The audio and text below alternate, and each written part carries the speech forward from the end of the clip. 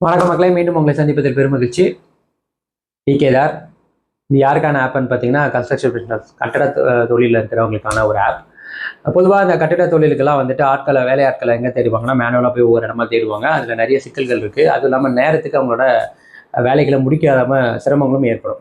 So அவங்களுக்கு அந்த பிரச்சனை தீர்க்கறதுக்கு தான் டிகேதார் ஆப். இதில் உங்களோட தேவைகளை நீங்கள் ரிஜிஸ்டர் பண்ணிட்டீங்க அப்படின்னா, உங்களுக்கு எந்த விதமான ஆட்கள் வேணுமோ அவங்கள வச்சிருக்கிற கான்ட்ராக்டர்ஸோ சப் கான்ட்ராக்டர்ஸோ நேரடியாக அந்த ஆட்களே கூட உங்களை கான்டாக்ட் பண்ணுவாங்க. ஸோ உங்களுக்கு எந்த விதமான வேலைக்கு ஆள் வேணும், எத்தனை பேர் வேணும், என்ன சம்பளம்ன்றது எல்லாமே நீங்கள் டேரெக்டாக அவங்க கூட பேசிக்கலாம். ஸோ உங்களோட வேலைகளுமே சீக்கிரம் முடிக்கப்படும். ஸோ டிகேதார் ஆப்பை யூஸ் பண்ணிக்கோங்க. அதோட லிங்கை நான் டிஸ்கிரிப்ஷனில் தரேன். ஸோ ஆண் பாவம் பொல்லாதது.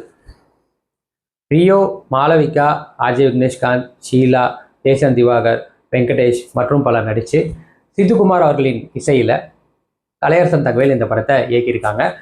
ட்ரம்ஸ்டிக்ஸ் என்டர்டெயின்மெண்ட் இந்த படத்தை தயாரிச்சிருக்காங்க.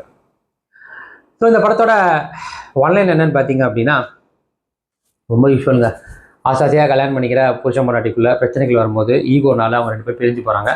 மறுபடியும் அவங்க சேர்றாங்களா இல்லையா, எந்த விதத்தில் அவங்களுக்குள்ள அந்த பிரச்சனைகள் சரி செய்யப்படுது அப்படின்றது தான் இந்த படத்தோட ஒன்லைன். ஸோ எனக்கு இந்த படத்தில் என்ன பிடிச்சிருந்ததுன்னா, ஆரம்பத்துலேருந்து சொல்லணும்னா கேரக்டர்ஸ் தான்.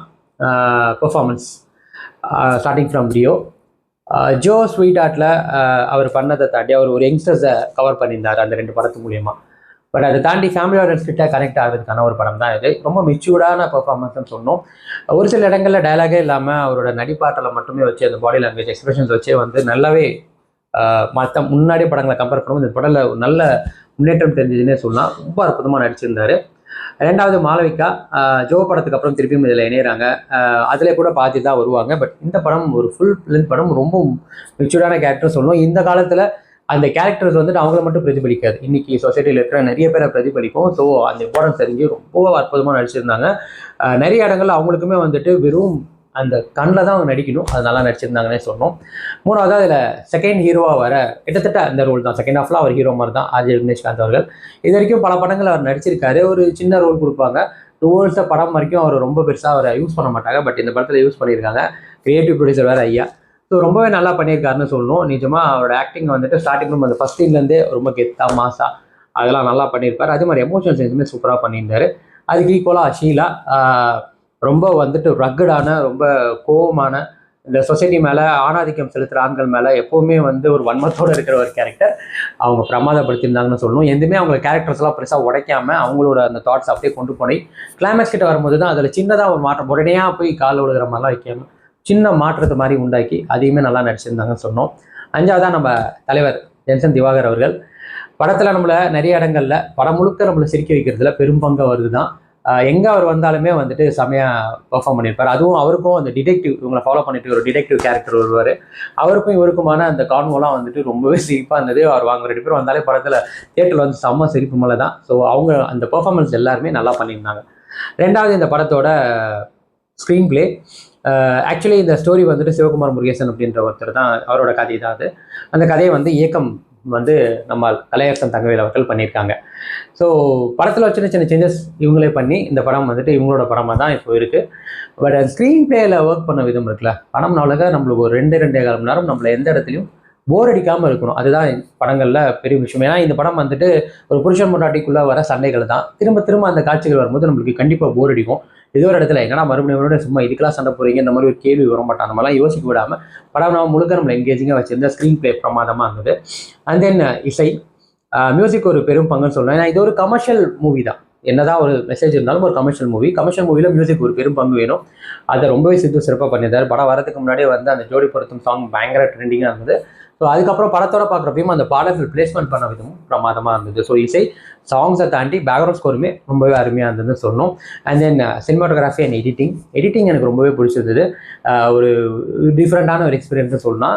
இந்த படத்தில் எந்த அளவுக்கு அவங்களுக்கு அவுட்புட் கொடுக்க முடியுமோ நம்மளை விஷுவலாக பார்க்குறப்போ எவ்வளோ ப்ரெசன்ட்ஃபுல்லாக இருக்குமோ அதை நல்லா பண்ணியிருந்தாங்க. அண்ட் தென் கேமரா கலர்ஃபுல்லாக காட்ட வேண்டும் இந்த படத்தை வந்து, அது ரொம்ப நல்லா பண்ணியிருந்தாங்க. அண்ட் தென் கோல் சீன்ஸ் வரும்போது அந்த பிளாக் அண்ட் ஒயிட் தான் அதிகமாக வரும். ஒரு பக்கம் கலர்ஃபுல்லாக காட்டுறதையும் பிரமாதமாக காட்டி, கோல் சீன்ஸுமே பிரமாதமாக காட்டி சினிமாட்டோகிராஃபி ஒரு நல்ல வேலை பார்த்துருக்காங்கன்னு சொன்னோம். ஸோ இது எல்லாமே நல்லா இருந்தது. ஒரு இயக்கமாக டைரக்டரோட அவுட்புட் பார்த்தீங்கன்னா நிறைய விஷயங்கள் அவர் விகடனில் ஆரம்பித்தார் அவரோட ஜேர்னியை. ஸோ இன்றைக்கி வந்துட்டு ஒரு டேரக்டராக டெபியூ அவருக்கு ரொம்பவே பிரமாதம் பண்ணியிருக்காரு. முதல் படம் மாதிரியே இல்லை, ஏன்னா நிறைய எக்ஸ்பீரியன்ஸ் அவருக்கு இருக்குது. படம் வேணால் இது டெபியூவாக இருக்கலாம், பட் அவரோட எக்ஸ்பீரியன்ஸ் அதிகம். ஒரு இயக்குனராக ஒரு படத்தை எவ்வளோ தூரத்துக்கு நம்மளுக்கு வந்து என்கேஜிங்காக கொண்டு போகணுமோ, என்டர்டெயின் பண்ணணுமோ அதையும் பண்ணி ஒரு மெசேஜாகவும் கிளைமேக்ஸில் முடிச்சது ரொம்ப பிரமாதமாக இருந்தது. வசனங்களுமே வந்து பிரமாதமாக இருந்தது. ரொம்ப போட்டு திணிக்காம ரொம்ப வந்து யோசிக்க வைக்காம சாதாரண சக மனுஷன் பார்க்கும் போதும் ஒரு காமன் ஆடியன்ஸாக பார்க்குறப்போ அவங்களுக்கு அது புரிகிற மாதிரி ரொம்ப ஆழ்ந்தமாக இறக்கியிருப்பாங்க.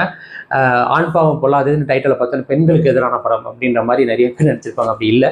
படத்துக்குள்ளே போய் பார்க்கும்போது ஒரு சீனில் வந்து 2 பேருக்கும், அதாவது ரியோவுக்கும் சரி ஹீரோயினுக்குமே சரி, அவங்க 2 பேருக்குமே 2 வெவ்வேறு வித பேர் வந்துட்டு அவங்க மற்றவங்களை குற்றம் சாட்டுறது தப்புன்றது உணர வச்சிருப்பாங்க. அவங்களோட ஸ்டாண்ட் என்னன்றதை அவங்களுக்கு உணர வச்சிருப்பாங்க. அவங்க என்ன விதத்தில் தப்பு பண்ணாங்கன்னு உணர வச்சிருப்பாங்க. அந்த சீன்ஸ் ரொம்பவே பிரமாதமாக இருக்கும். ஸோ அது மாதிரி ஆண்கள் மேலே உள்ள தப்பையும் காட்டின விதமும் இருந்தது. அதே மாதிரி கிளைமேக்ஸில் வந்துட்டு விக்னேஷ்காந்த் வந்துட்டு ஒரு விஷயம் பண்ணுவாங்க, சூப்பராக இருந்தது. அந்த அந்த பேச்செலாம் வந்துட்டு பார்க்குறப்போ கேட்குறப்போ ஐயோன்னா ஒரு பெண்களை எதிர்த்து, பெரியார் எதிர்த்து, பெண் சுதந்திரத்தை எடுத்து பேசுகிற மாதிரி தோணும். ஆனால் நீங்கள் ஆழ்ந்து கவனிச்சிங்கன்னா உண்மையான பெண் சுதந்திரம் எது, உண்மையான ஃபெமினிசம் எது அப்படின்றத பேசியிருப்பாங்க. அது இல்லாமல் இந்த போலி பெண்ணியவாதிகளால் பாதிக்கப்படுற ஆண்களோட நிலையை தான் பேசியிருப்பாங்க. ஆக்சுவலாக இந்த படம் என்ன பண்ணுதுன்னா, போலி பெண்ணியவாதத்தினால வாழ்க்கையை தொலைத்த ஆண்களின் கஷ்டத்தை, உண்மையான கஷ்டத்தை, இன்னுமே வாழ்க்கைக்கு துணையோட வாழ்ந்த போது கூட ஒரு பேருக்காக கஷ்டத்தோட உள்ள மறைச்சிக்கிட்டு வாழ்ற ஆண்களின் நிலையை தான் இந்த படம் காட்டுது. அதை காட்டின விதமும் அதை சொன்ன விதமும் பிரமாதமாக இருந்தது. எனக்கு இந்த படம் ஒரு ஹோல்சமான ஒரு படமாக, எனக்கு இந்த பாசிட்டிவ் அப்படின்றது வந்து எனக்கு ஹோல்சமான ஒரு படமாக தான் இருந்தது. ஸோ அப்படி இந்த படத்தில் எனக்கு எந்த குறையுமே இல்லையா அப்படின்னா, இன்னும் கொஞ்சம் பெட்டராக பண்ணியிருக்கலாம் அப்படின்னு தோன்ற விஷயம். அதுக்கு போகிறதுக்கு முன்னாடி ப்ரெசன்டென்ஸ் இவங்க யார் அப்படின்னு கேட்டிங்கன்னா, ஒரு டிஜிட்டல் மார்க்கெட்டிங் கம்பெனி அப்படின்னு சொல்லலாம். அப்படி இல்லைனா உங்களோட பிராண்ட்ஸையோ ப்ராடக்ட்டையோ டிஜிட்டலி பீப்புள் கிட்ட கொண்டு போய் சேர்க்குற கம்பெனின்னு சொல்லலாம். நீங்கள் ஒரு ஆண்டர்ப்ரனராக இருக்கலாம், ஒரு ஸ்மால் ஸ்கேல் பிஸ்னஸ் பண்ணுறவங்களாக இருக்கலாம். உங்களுக்கு ஒரு பிராண்டோ ப்ராடக்ட்டோ, உங்களோட ப்ராடக்ட்ஸையோ பிராண்டையோ கொண்டு போய் பீப்புள் கிட்ட சேர்க்கறது எப்படின்ற ஒரு கன்ஃபியூஷன் இருக்கலாம், யாரை நம்புறதுன்ற ஒரு குழப்பம் இருக்கலாம். அது நிறையா நடக்குது. ஏன்னா இன்றைக்கி நிறைய ஸ்கேம் ரொம்ப ஈஸியாக பண்ணுறாங்க. ஸோ அந்த குழப்பம் கன்ஃபியூஷன்லாம் இல்லாமல் உங்களோட ப்ராடக்ட்ஸையும் உங்களோட பிராண்ட்ஸையும் மேம்படுத்துகிற வேலையை மட்டும் நீங்கள் பாருங்கள். அதை கொண்டு போய் வீட்டுக்குள்ளே இருக்கிற மக்கள்கிட்ட, உங்களுக்கு வேண்டிய அந்த ஆடியன்ஸ் கிட்டேயோ கஸ்டமர்ஸ் கிட்டேயோ சேர்க்குற வேலையை ப்ரெசன்டன்ஸ் பார்த்துப்பாங்க. அது எப்படி என்னன்னு தெரிஞ்சுக்கிறதுக்கு நீங்கள் காண்டாக்ட் பண்ணுங்கள். அவங்களோட லிங்கை நான் டிஸ்கிரிப்ஷனில் கொடுக்குறேன். ஸோ ஆண் பாவம் பொல்லாததில் எனக்கு இன்னும் பெட்டராக பண்ணிக்கலாம் அப்படின்னு தோணுன விஷயம் எனக்கு சிம்பிளாக ஒரே விஷயம் தான். முதல் பாதியில் கதையோட ஆரம்பத்தில் வந்து கதையை எப்படி நகரும்னா, விக்னேஷ்காந்த்க்கு ஒரு கான்வர்சேஷனாக அவர் சொல்ல கதை போயிட்டு வரும். எனக்கு அதை மட்டும் படம் ஆரம்பித்ததுலேருந்து கதைக்குள்ளேயே போய் அந்த பிரச்சனைக்கு அப்புறம் அவங்க மீட் பண்ணுற மாதிரி வச்சுருந்தா, ஐ மீன் கட் டு கட் போகாமல் இப்படி இருந்தால் நல்லா இருந்திருக்குமோ அப்படின்ற ஒரே ஒரு விஷயம்தான். ஏன்னா அது இன்னும் கொஞ்சம் என்கேஜிங்காக, இன்னும் கொஞ்சம் பெட்டராக இருந்திருக்குமோன்ற ஒரு எண்ணம் தான். மற்றபடி எனக்கு இந்த படத்தில் குறைகள்ன்றதுலாம் பெருசாக இல்லை. ஏன்னா இது ரொம்ப பெருசாக நம்மளை போட்டு ரொம்ப சீரியஸ் நோட்டில் பார்க்க வைக்கிறதோ, இல்லை ரொம்ப ஆழ்ந்து யோசிக்க வைக்கிற அளவுக்கு உள்ள கருத்துக்களை திணிக்கிறதோ அப்படிலாம் எதுவுமே இல்லை. ரொம்ப சாதாரணமாக நம்ம பார்க்குற கேட்குற விஷயங்கள், நம்ம நண்பர்களுக்குள்ளேயோ நம்ம குடும்பத்துக்குள்ளேயோ இந்த கணவன் மனைவிக்குள்ளே நடக்கிற சண்டை, அதை வந்து அவங்க எப்படி வந்து கடந்து போகிறாங்க, அதை ஒரு சில பேர் இப்போ கடந்து போக முடியாமல் தன்னோட ஈகோனால சில விஷயத்தினால பண்ணுறதை, அதை மட்டும்தான் இவங்க ஃபோக்கஸ் பண்ணி நம்மளுக்கு புரியுற மாதிரி எடுத்திருக்காங்க. அதே நேரங்களில் இந்த போலி ஃபேமிலிஸ்ட், ஃபேக் ஃபேமிலிஸ்ட் தயவுசெய்து போய் படம் பாருங்கள். நீங்கள் படம் பார்த்து பிரச்சனை பண்ணுங்கள், கோவப்படுங்க, சண்டை போடுங்க, போர்க்குடி தூக்குங்க, கோர்ட்டில் போய் கேஸ் கூட போடுங்க. அப்போ தான் இந்த படம் வந்து அப்படி என்னடா இதில் இருக்குன்னு மக்கள் வந்து இன்னுமே அதிகமாக போவாங்க. இந்த படத்துக்கு ஒரு நல்ல விளம்பரம் படிக்கும், தயவு செய்து பண்ணுங்க.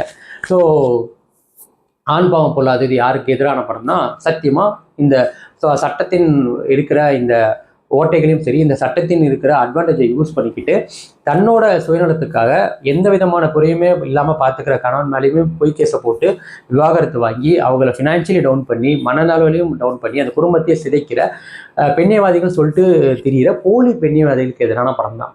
ஸோ இது யார் பார்க்கலாம் அப்படின்னா, எல்லாருமே பார்க்கலாம். நிஜமாக ஒரு என்டர்டெயின்மெண்ட்மான படம் தான். கருத்து படம் அப்படின்றனால கருத்துக்களெல்லாம் போட்டு திணிக்கலை. ஸோ ஒரு ஜாலியான ஒரு வைப்புடைய படம் வித் ஒரு சோஷியல் மெசேஜ் தான்.